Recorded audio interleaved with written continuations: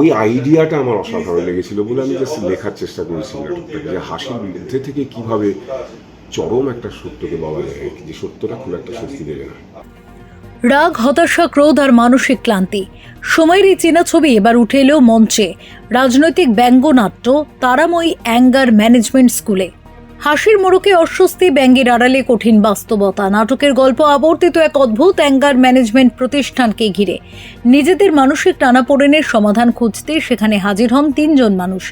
Receptionist ও কাউন্সিলরের সঙ্গে কথোপকথনের সামনে আসে তাদের অবদমিত আবেগ, হতাশা এবং জীবনের নানা অপ্রকাশিত কথা। ধীরে ধীরে ব্যক্তিগত সমস্যার গণ্ডি পেরিয়ে গল্পে উঠে আসে রাজনৈতিক অনিশ্চয়তা, অর্থনৈতিক চাপ, সামাজিক পরিস্থিতি এবং টিকে থাকার লড়াই। তীক্ষ্ণ সংলাপ, অন্ধকার হাস্যরস ও ব্যঙ্গের মাধ্যমে আধুনিক সমাজের মানসিক অস্থিরতার ছবি তুলে ধরে নাটকটি।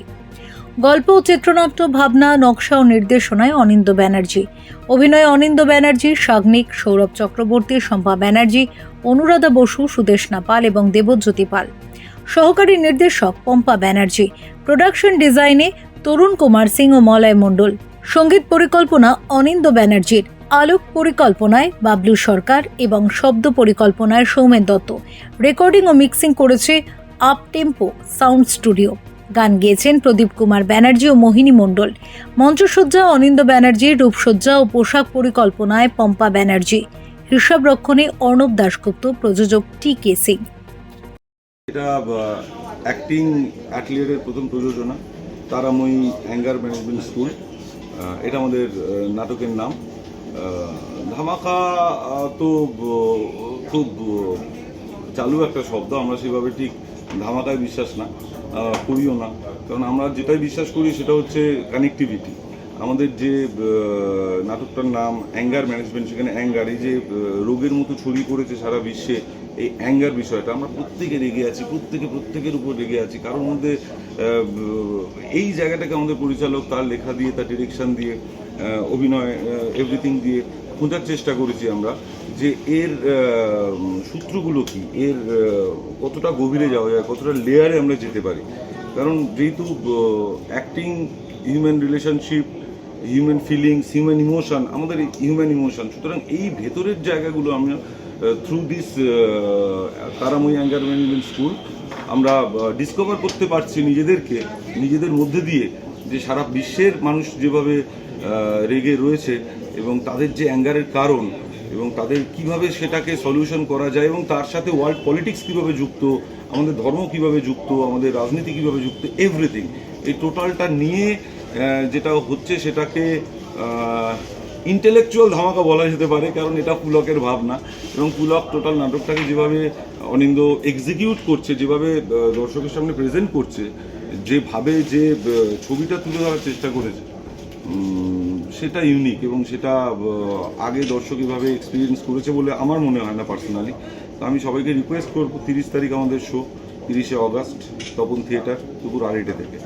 এখানে অভিনয় করেছে অনিন্দ্য পুলক ব্যানার্জি, সাগ্নিক দা, শম্পা, অনুরাধা, সুদেষ্ণা, আমি সৌরভ। তো আমরা যে অনেক দিন ধরে রিহার্সাল করেছি, নিজেদেরকে প্রিপেয়ার করেছি, নিজেদেরকে ডিসকভার করেছি, এই যে ইন্টার জার্নিটা আমরা 30 তারিখ আপনাদের সাথে ভাগ করে নিতে চাই। আপনারা প্লিজ সময় মতো। কতটা আশাবাদী? হ্যাঁ, আশাবাদী তো বটেই। থিয়েটারই তো একমাত্র মানে আমরা যেহেতু একটা কমপ্লিটলি কি বলবো মেকানিক্যাল ওয়ার্ল্ডে কাজ করি বা বাস করি, এটাই তো একটা ব্রিদিং স্পেস। সুতরাং নিজের নিঃশ্বাসকে প্রশ্বাসকে বিশ্বাস করা ছাড়া উপায় নেই। থিয়েটারটা আমাদের কাছে সেরকম। সুতরাং আমার আশাবাদী মানুষ আসবে, মানুষ কানেক্ট করতে পারবে, মানুষ নিজের ভেতরের প্রবলেমগুলোর সাথে ক্যারেক্টারগুলোকে রিলেট করতে পারবে এবং এনজয় করবে, এবং নতুন কিছু বাইরে নিয়ে যাবে এন্ড অফ দ্য। আমরা খালি রাগটা এবং রাগের পরে সেই মানুষটা কী করে সেটা দেখি, কিন্তু রাগের যে উৎসটা সেইটা তো সোসাইটি, কারণ একটা সোশ্যাল কনসিয়াসনেস থেকে সেই রাগটা আসছে। এটা মানে একটা ক্লাসের মধ্যে থেকে, একটা ক্লাসে বিলং করে, প্রত্যেকটা মানুষ একটা ক্লাসে বিলং করে, সেই ক্লাস থেকেই তো সে তার রাগটা জন্ম নিচ্ছে। সো এর ভেতরে অবশ্যই রাজনীতি আছে। সো এটার পেছনে যে পলিটিক্যাল কজ এবং সোশ্যাল কজ এবং ইকোনমিক্যাল কজ, এই কজগুলোকে কোথাও তুলে আনার চেষ্টা করছি, যেটাকে সাধারণত খুব সচেতনভাবে মানুষ অ্যাভয়েড করে চলে। কারণ কি, এই রেগে আছে, চলো একে বিচার এর আওতায় ফেলো, এটা খুব সহজ। কিন্তু যে মুহূর্তেই রাষ্ট্র বা আমাদের যে ইনস্টিটিউশন তারা সেই রাগটাকে বলবে যে এটার পেছনের কারণটা কি, যখনই খুঁজতে যাবে তখন দেখা যাবে যে আঙুলটা পুরো রাষ্ট্রের দিকে উঠছে আর কি। তো সেইটাই এই নাটকটার মূল বিষয়। রাজ সফল হলো কিনা সেটা তো নাটকটা মানুষ দেখছে না, রিজেক্ট করছে, সেটা দেখে বোঝা যাবে। তবে এই খুব যে স্বস্তি দেবে তা নয়। এই নাটকটা তো বলেই যে সমাজ সভ্যতাকে বলে যে তোমাদের অধিকার নিয়ে আমাদের ভুল ভাবা, তোমাদের নিজেদের যে ব্যর্থতা সেটাই সাধারণ মানুষের কাঁধে চাপিয়ে দিয়েছে। তো আমরা সাধারণত পরিবারে কি হয়, আমি ব্যর্থ হলে পরে আঙুল তুলি, এই তুই এটা তোর জন্য, প্রত্যেকেই সারাক্ষণ আঙুল তুলছে আরেকজনের দিকে। সেই রাষ্ট্রও তাই করে, রাষ্ট্র তার নিজের ব্যর্থতা চাপার জন্য, সরকার তার নিজের ব্যর্থতা চাপার জন্য সাধারণ মানুষকেই দায়ী করে, সেটাই বলে। এটা এখন অ্যান্টিসিপেট করা যাচ্ছে না। তবে এটা থিয়েটার, তো থিয়েটারের একটা অদ্ভুত শক্তির জায়গা আছে, একটা ক্রিয়েটিভ স্পেস, সেইটাতে মানুষ মজা পাবে এইটুকু আমি বলতে পারি আর কি। কারণ এখানে কাউকে হার্ট করার উদ্দেশ্য নয় নাটকটাকে মজার ছলে অনেকটা আমি বলতে পারি যে হয়তো নাম নিচ্ছি, নাম নেওয়ার যোগ্যতাও হয়তো আমার নেই, তবু মানুষকে জাস্ট রিলেট করার জন্য বলছি। চ্যাপলিন যে ধরনের মজার মধ্যে থেকে পৃথিবীর চরম সত্যগুলোকে ধরে মানে একটা রাষ্ট্রকে কাঁপিয়ে দিয়েছিল, আমেরিকার মতন একটা সভ্যতা কেঁপে উঠেছিল, ক্যাপিটালিজম কীভাবে কেঁপে উঠেছিল সেটা চ্যাপলিন তো ওই হাসতে হাসতেই তো কাঁপিয়ে দিয়েছিল।